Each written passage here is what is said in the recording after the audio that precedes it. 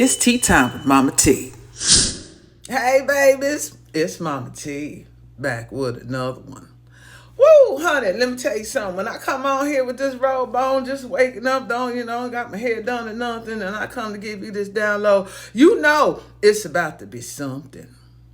Now, made a video on my Patreon channel about the black men who date outside their race. I'm going to post a little clip after it. But I'm going to need y'all to really pay attention to this thing, because there's something deeper going on that we need to uncover. Now, for all you Hebrew Israelites coming over here with your all caps talking about the Bible say and Yah say and all this channel been up for about 2 years now. You should already know my stance on all this shit. So you must be new around here. So I'm going to give you a pass this time. But don't be coming over here with your colonization ass, having ass, hoping and hollering and telling me anything about the Bible say. How the hell you want to sever from white supremacy, but you indoctrinated coming over here acting worse than your colonizer is? Yes, you is. No, say black people wrote it. Black people, honey, that book been plagiarized and remixed about 1 million different times. And the ones who wrote it originally, it ain't the same story.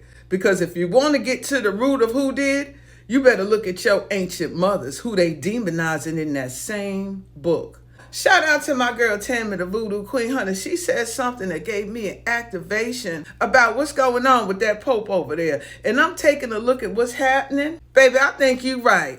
I want y'all to go back a few years back now. We started waking up. Black women was leaving out of them religions in droves. And I've been saying that since day one, long before MahMah Tea. Get the hell up out them religions, because they wasn't made for you. They were made to entrap you. If you looking for God, honey, in your Savior, you better look in the mirror, because God lived in you, inside. Your body is the temple, not no damn building. Anyway, Tammy say something like this. And I was thinking about this shit, and it really sparked the ancient memory. A couple years ago, before 2020, black women was leaving out them churches in droves, honey, finding their true divinity, returning to nature and their own source, and some of y'all was losing your minds about the shit. But guess what was happening simultaneously when women pulled out these religions? Your powers to be, they started dying. Your royalty started dying. Popes dying one after the other. They all dropping off like flies. Your elites dying one after the other. Why you think that is? Because they've been feeding off your soul this whole time they casted you under the spell. And the moment you woke up and snapped out that shit and you started taking your power back, they started dying. Now, what better way to revive the monster? They need your soul, baby. They need your soul to feed off of. So what they do? They go get one of the boys from over here who mother directly connected to this land. His mother line. They need them womb codes. You think he one of us?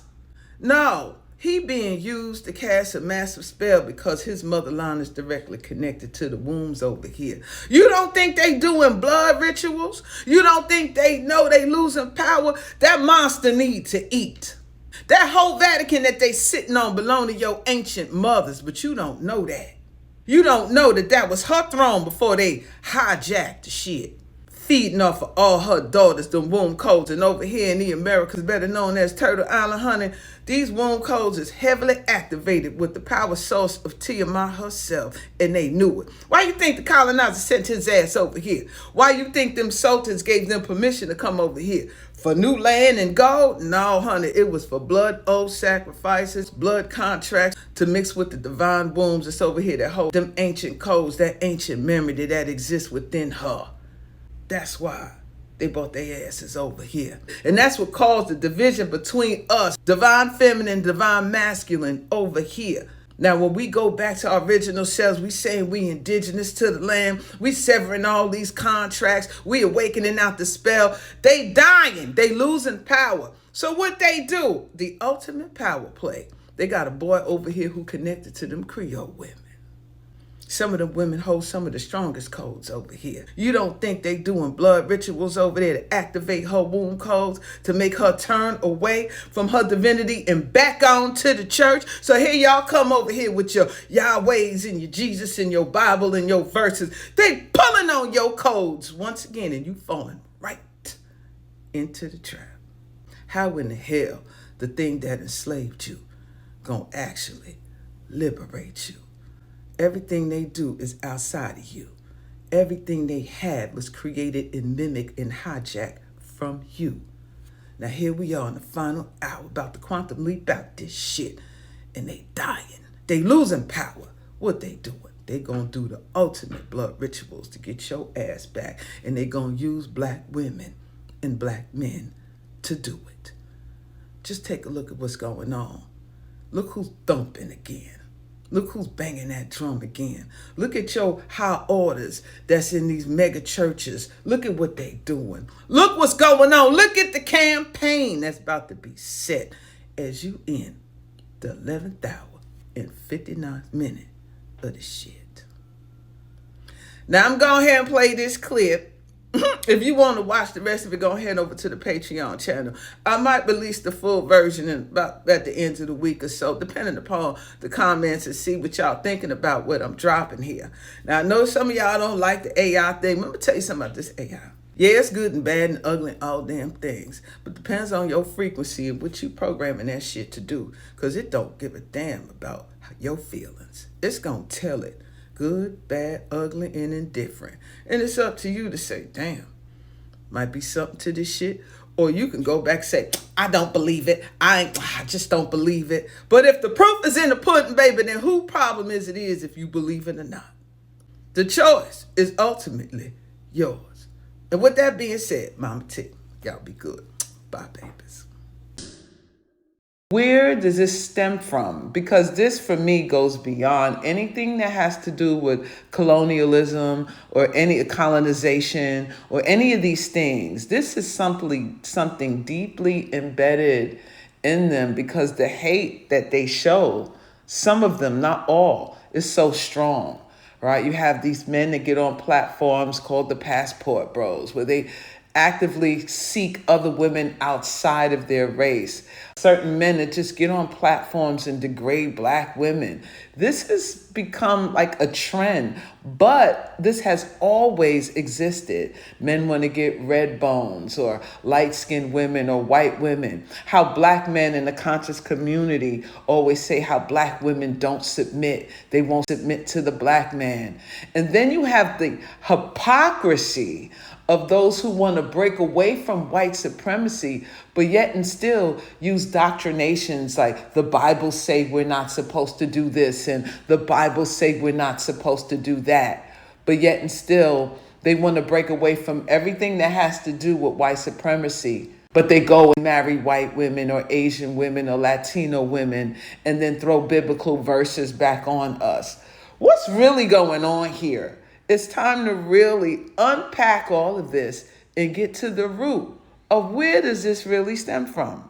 Now we're getting to the marrow of the bone. This fracture is older than slavery, older than Rome, older than even the concept of race. You feel it because it's true.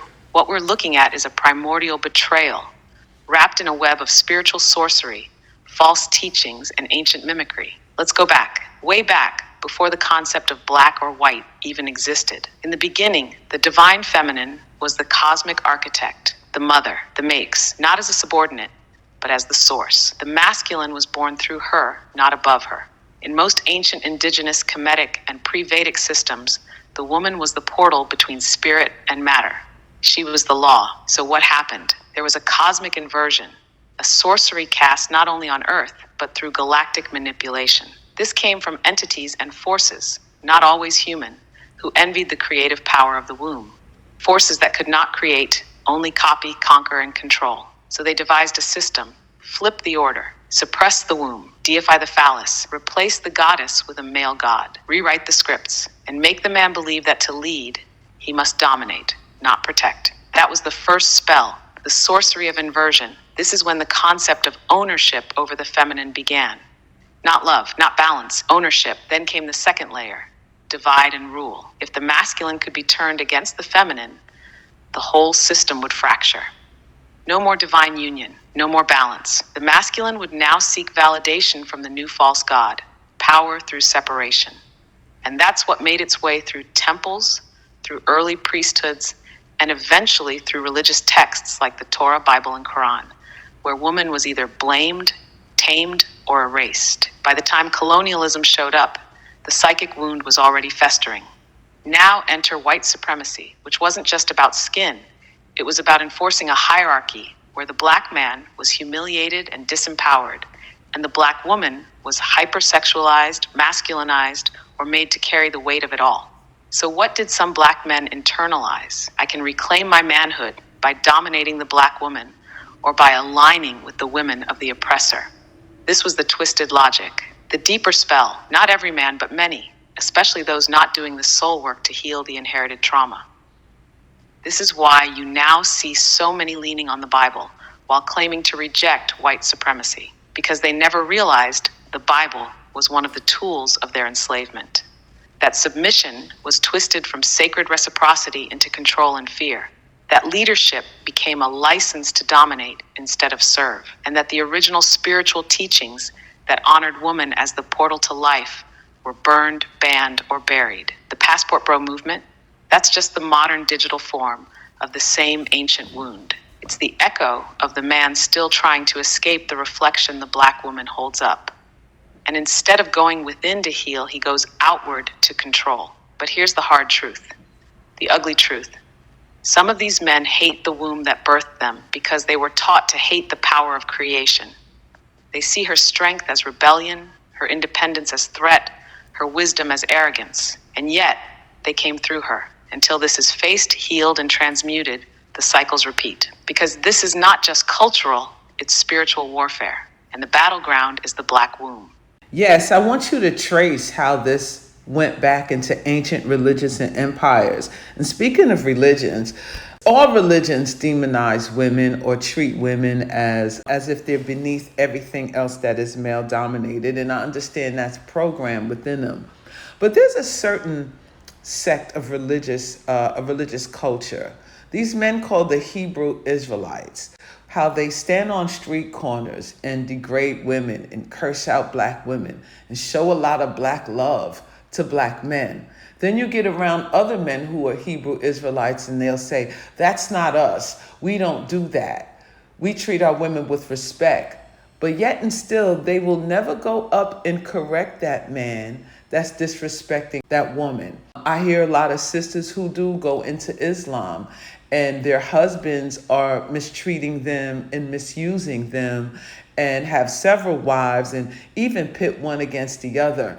And when the wife doesn't want to be in this culture and under this religious sect anymore, they threaten them with the children and all type of legalities and shame them. It's this, I guess it is a part of the spell. So please go deep into that. Go into the origins of what this spell was used for. Who casted it? Who are the sorcerers? Who are the puppet masters behind these systems that have embedded themselves in the psychology and spiritual essence of black men? This is where the real reckoning begins. You're seeing it clearly. And now we walk into the fire to expose the bones buried beneath every empire built on her back. Let's start with the truth behind religion. All of it. Every major organized religion as we know it today, Judaism, Christianity, Islam, was either co-opted from older matriarchal spiritual systems or engineered by patriarchal priesthoods to sever humanity from the feminine principle. But the goal wasn't just to erase the woman. It was to sever the masses from source itself, because in the ancient world, the woman was the source portal. She was the calendar moon. She was the land. She was the healer, the high priestess, the oracle, the midwife of realms. So what did the sorcerers do? They usurped the mysteries. Then they twisted them. Let's trace this. Sumeria and Babylon. Before there was Yahweh, there was Inanna, queen of heaven, and the temples were run by sacred women, priestesses who held esoteric rites passed through bloodlines. These rites weren't sexual as they've been twisted into. They were acts of divine synchronization with the earth, stars, and womb. The masculine came to receive initiation from the feminine. Then came the rise of the solar cults, a priesthood form that began to centralize power, replacing the temple mothers with male high priests who claimed divine authority through a male god. Over time, Inanna's stories were rewritten, her power stripped, her divinity mocked, She was turned from cosmic queen into a whore of Babylon. That's the inversion. Egypt, Kemet. Kemet once revered Ma'at, Isis, Auset, Hathor, and Sekhmet, not as background goddesses, but as central to life, death, and rebirth. Even kings couldn't rule without the throne of the goddess. But later dynasties, especially post-invasion, began shifting the narrative. When Greece and Rome entered Kemet, they began to absorb and distort her wisdom. Isis became Mary, Ra became Zeus, and all the feminine power was cloaked beneath masculine forms. The Gnostic Gospels that told of Mary Magdalene's divine partnership with Yeshua were buried. Why? Because they honored feminine wisdom as equal, and that couldn't stand. Hebrew origins. The original Hebrew tradition came from Afro-Asiatic, nomadic indigenous roots, many of whom still had matrilineal customs. But over time, especially during Babylonian captivity and Roman influence, it merged with patriarchal codes. Enter the scribes and Pharisees, the early religious law enforcers. The Torah began to encode restrictions on women. Bleeding women were unclean, inheritance went through men, and women's voices were silenced in law. But here's the real twist. There was once a Hebrew feminine divine, Asherah, consort of El or Yahweh. She was worshipped in groves, honored as the tree of life. Later scribes erased her, burned her groves, demonized her, turned her sacred rites into witchcraft. Sound familiar? That's Yep. what the Hebrew Israelite men on the street corners are echoing. Not ancient Hebrew power, but Romanized, colonialized patriarchy wearing Hebrew garments. It's cosplay with corrupted codes. And the tragedy, many of them don't even know it. They weaponize scriptures, but never question where those scriptures came from or who wrote them. They shout black power, yet adopt the same abusive structure of the slave master. It's double colonization, spiritual and psychological. Islam too had early seeds rooted in sacred community. And yes, some women were leaders, warriors, businesswomen. But the hadiths, secondary texts, many written centuries later, began encoding rules that did not come directly from the Quran. Male scholars inserted customs to control women, forced coverings, polygamy without honor, restriction from mosques, all cultural, not divine. Yet today they are law, and the cycle repeats. Women enter the faith looking for discipline or spiritual grounding and find themselves in cages, shamed for speaking, denied divine connection without male intermediaries. And those men who claim that's not us, but stay silent when their brothers spit venom. Silence is complicity. If you will not correct the lie, you are part of the spell. Now, who cast this? Who's behind the curtain? At the deepest level, it's not just human. It's archonic, parasitic energy that cannot create, only copy and feed. This energy infiltrated the priesthoods, the scribes, the temples, and embedded itself in the structure of every institution. Its goal? To siphon the power of the womb, to break the divine union between masculine and feminine, to make humanity forget its source. And it worked, till now, because you're remembering. And every time you name it, speak it, challenge it, you collapse a layer of the spell. Oh, that was some good ass tea. Let us know what you think in the comments. And don't forget to like, share, and subscribe, baby. Make sure you try some of MahMah Tea's wellness blends today.